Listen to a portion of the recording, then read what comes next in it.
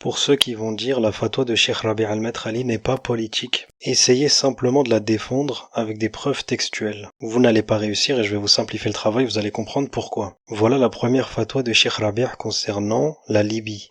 وعلى السلفيين في ليبيا وغيرها ألا يؤيدوا أي طرف لا يلتزم تطبيق التزام الشريعة الإسلامية وتطبيقها لأنها بلد إسلامي وفتح بالإسلام.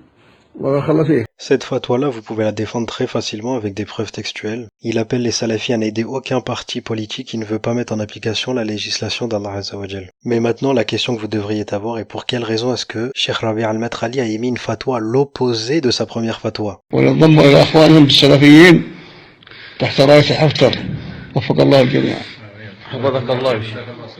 La réponse à la question est plutôt simple. Cette fatwa lui a été demandée par le gouvernement saoudien, qui au passage a investi plusieurs dizaines de millions de dollars dans l'offensive d'Haftar contre le gouvernement démocratique de Libye. Et donc là, vous avez un cas concret d'utilisation de la science religieuse dans un but politique. Même si la demande du gouvernement s'oppose à la législation d'Allah Azza wa Jal, la fatwa est quand même émise par le savant. Ce qui nous amène à ce que j'avais déjà montré par le passé, Musnad Ahmed, Sahih. Quiconque s'approche des portes du gouverneur sera éprouvé. Plus le serviteur s'approche des portes du gouverneur, plus il s'éloigne d'Allah Azza wa Jal. La compréhension des salaf as-salih rahimahumullah sur le sujet est plutôt claire. Ali ibn Abi Talib radiyallahu anhu a dit: faites attention aux portes des gouverneurs. Sa'id ibn al-Musayyib rahimahullah a dit: si vous voyez un savant devenir très proche des gouverneurs, faites attention à lui car c'est un voleur. Ensuite, l'imam ibn Abdul Barr rahimahullah a dit: il a été dit que les pires gouverneurs sont ceux qui sont loin des savants. Et les pires des savants sont ceux qui sont proches des gouverneurs. Donc comme vous pouvez le voir, il y a un certain dilemme. Et au passage, on a un exemple clair de l'obéissance absolue des madakhila avec un des combattants madakhila en Libye.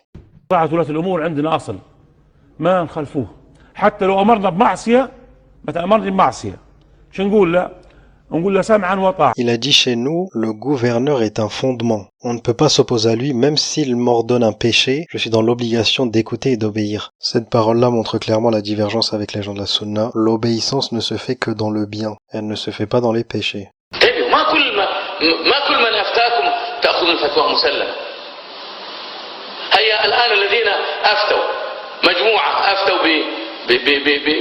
الليبيين بأنهم يجب أن يقفوا مع حفتر.